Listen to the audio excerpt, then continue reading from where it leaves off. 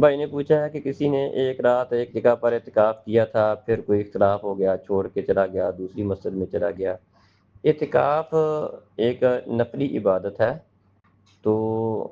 بلا وجہ تو اس طرح نہیں کرنا چاہیے کہ کسی ذاتی وجہ سے کسی کے ساتھ کوئی بات ہو گئی ہے تو مسجد سے ہی وہ نکل جائے۔ ہمارے یہاں اکثر ایسا ہوتا ہے، تو کسی کے ساتھ ناراضگی ہو جائے وہ نماز پڑھنا چھوڑ دیتا ہے،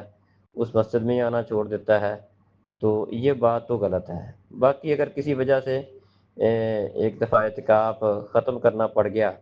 اور دوبارہ پھر بندہ اعتکاف شروع کر دیتا ہے اس جگہ یا کسی دوسری جگہ پر، تو اس میں کوئی حرج والی بات نہیں ہے۔ صحابہ کرام نے نبی مکرم صلی اللہ علیہ وسلم کے ساتھ 2 اشروں کا اعتکاف کیا تھا، پھر گھر چلے گئے تھے، تو نبی صلی اللہ علیہ وسلم نے پھر انہیں تیسرے اشرے کے لیے بلا لیا تھا، تو درمیان میں وہ گھر چلے گئے، اعتکاف ختم کر دیا، پھر ان کو بلا لیا۔